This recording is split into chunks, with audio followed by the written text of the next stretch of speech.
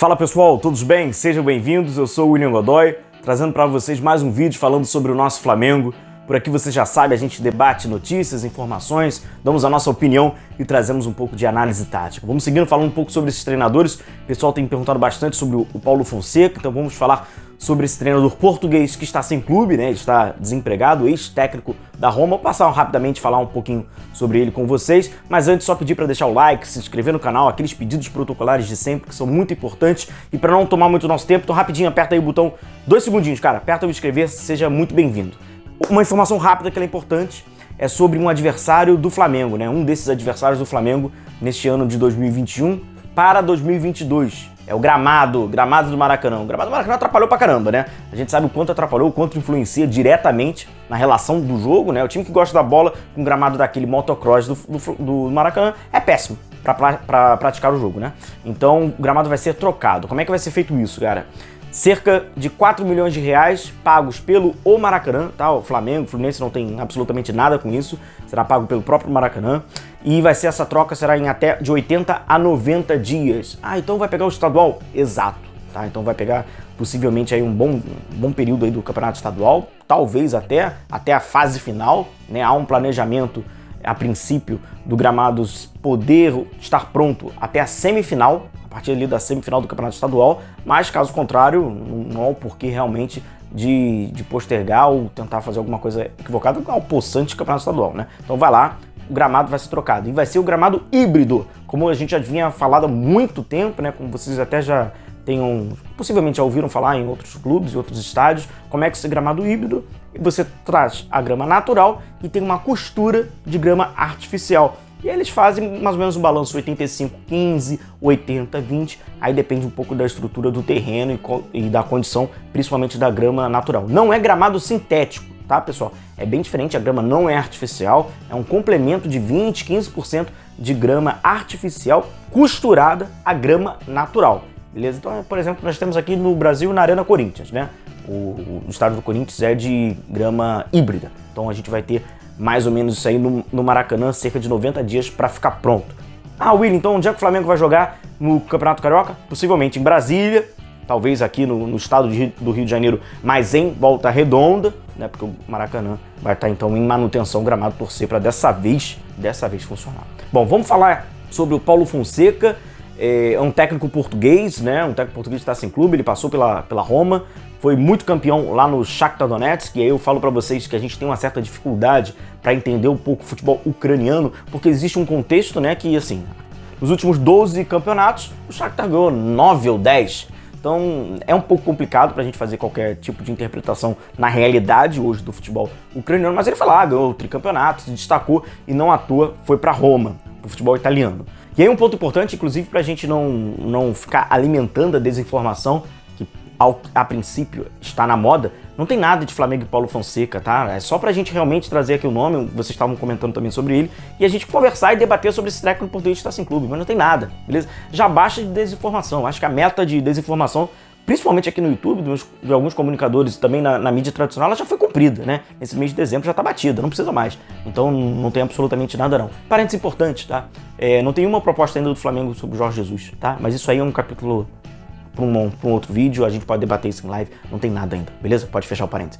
Vamos falar então sobre Paulo Fonseca. E um capítulo muito curioso dele na passagem lá na Ucrânia, no Shakhtar. Certamente se vocês digitarem o nome dele no Google, você vai ver ele com uma máscara, com uma fantasia de Zorro. Você vai falar, que é isso, cara? Acontece, ele fez uma promessa que se ele avançasse com o Shakhtar para as oitavas de final na Champions, ele iria participar da coletiva de imprensa fantasiado de Zorro. Então é por isso, cara, que vocês vão ver aí ele com o chapéu, com a máscara. O Shakhtar Donetsk venceu o Manchester City por 2-1, avançou para as oitavas de final e ele cumpriu a promessa tal de Zorro. Mas não deu muito certo. O Zorro acabou sendo morto pelo Sargento Garcia nas fases seguintes, não funcionou tanto, mas ele cumpriu a promessa dele. Treinador muito ofensivo, o Paulo Fonseca, até também é da escola lá do Porto, passou pelo Porto, foi técnico por lá e teve muito sucesso no Shakhtar Donetsk. Contudo, teve problemas. E problemas defensivos.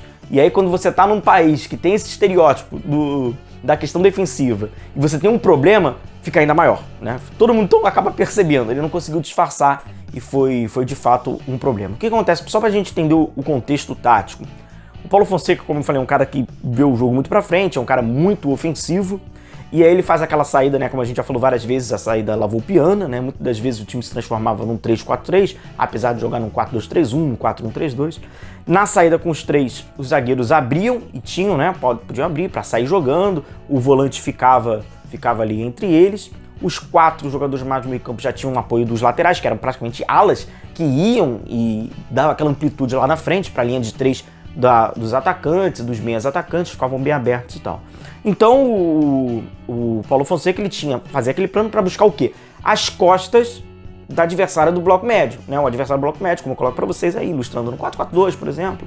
Aí você busca lá as costas, então ele botava um meia para buscar ali as costas, um atacante saía lá da frente, enfim, movimentos. O que acontecia é o seguinte, em alguns momentos, até por questões técnicas, e não encaixava, sofria de contra-ataque, sofria de transição. A bola não encaixava lá, era o mano a mano, né? Ficava um grande buraco, e também nas costas, na profundidade. Com isso, a Roma sofreu muitos gols, cara, muitos gols. E aí, mal comparando, o contexto é absolutamente diferente, o futebol praticado é absolutamente diferente, mas a gente viu algumas coisinhas dessas no Flamengo, né? Às vezes é aquele mano a mano, aquela transição defensiva, enfim. Só em 4 jogos, em apenas 4 jogos, em toda a temporada na Roma, num ano, o Paulo Fonseca não sofreu gol. É absurdo. Apenas 4 jogos não sofrer gols, numa temporada inteira, contando tudo. Então, teve uma eliminação na Copa da Itália que foi vergonhosa. E isso foi minando um pouco o trabalho do Paulo Fonseca. E aí ele foi mudar, né? Ele foi criar um novo circuito. E quando ele tenta mudar para criar uma nova perspectiva, a grande crítica que aconteceu ao futebol dele lá na Itália é que ele não conseguia mais agredir da mesma maneira. O que ele começou a fazer? Fez uma saída sustentada, então ele utilizou mais jogadores para sair jogando, os laterais já não iam mais tanto, né? Faziam algo um pouco mais, mais moderado, com muitos jogadores, criar volume, para que neste volume você conseguisse agredir. A questão lá que falavam que ele não conseguia agredir mais as costas da linha média. Então não tinha, ou faltava numerosidade, né? Porque tudo faz parte do princípio de superioridade, ou faltava realmente um circuito ali para criar uma boa solução, e aí então o cobertor ficou curto. Aí então as críticas mantinham da transição defensiva e havia uma crítica agora na organização ofensiva, que a Roma já não conseguia mais ser tão agressiva quanto antes. Obviamente, houve uma interrupção desse trabalho. Ele recebeu uma proposta da Premier League, né? Ele estava nos planos do Tottenham e mais recentemente agora nos planos do Newcastle, acabou não pegando nenhuma das duas equipes, ainda está na mira desses times da Premier League. Quando a gente fala do Flamengo, a gente fica obviamente um pouco ressabiado, apesar do contexto ser absolutamente diferente. Alguns pontos são muito parecidos com o que a gente viu, nessa dificuldade defensiva, essa dificuldade de transição. E aí eu dei uma vasculhada, pesquisei um pouco mais ainda sobre o Paulo Fonseca, que lá atrás, a gente tá falando de 2013 e tal, lá atrás no Porto, havia algumas críticas da questão defensiva, e aí ficou um pouco complicado. Me parece ainda que é um modelo de jogo que está desequilibrado. Na Ucrânia deu certo, no contexto do futebol ucraniano, né, como a gente agora que teve um título de Dinamo Kiev, mas o Shakhtar Donetsk manda e desmanda por lá, mas ele acabou tendo um pouquinho de dificuldade. Né? Então tá aí um Paulo Fonseca falando um pouquinho sobre ele. Importante a gente falar que não tem nenhuma proposta sobre o Paulo Fonseca, foi apenas um papo que vocês pediram. Então é isso, pessoal. Tá, só mais uma vez agradecer aí a vocês pela companhia de sempre, deixem um like, se inscrevam no canal, a gente vai se vendo debatendo futebol. 7 horas hoje, hein? Nossa live, encontro marcado, chega junto aí pra gente falar bastante sobre o Flamengo. Forte abraço a vocês, se cuidem, tchau, tchau.